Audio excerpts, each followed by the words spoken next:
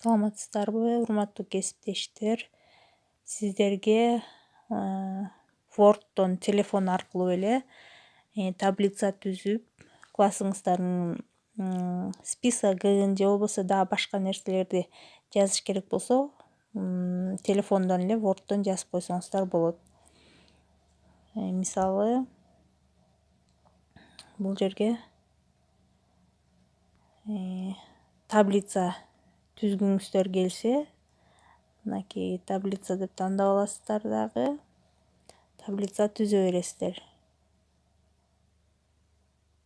Кадимки эле таблицаны жазып түзө берсеңиздер болот.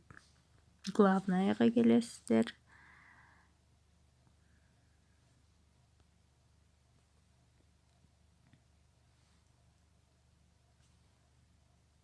Мынакей окуучунун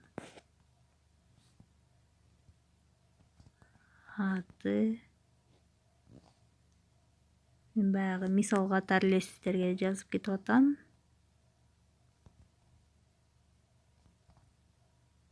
Жөнү,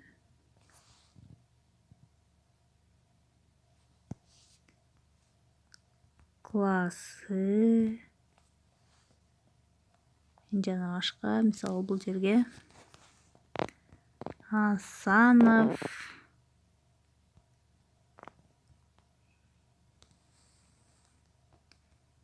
Ерлан деп, мисалы 4-класс деп ушундай сыяктуу кылып эле таблица түзүп кете берсеңиздер болот.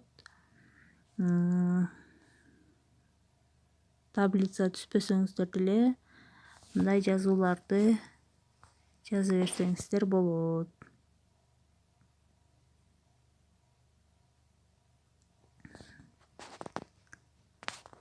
Мынакей. Бүгүн биздин сабакка 25 окуучу катышты.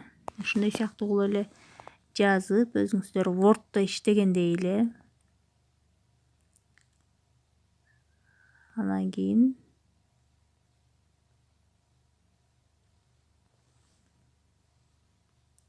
муну кадимкидей эле сохранить как,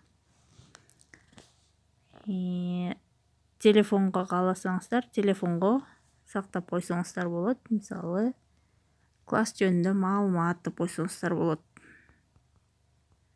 Же болбосо эмне документ болсо ошонун атын жазып коесуздар.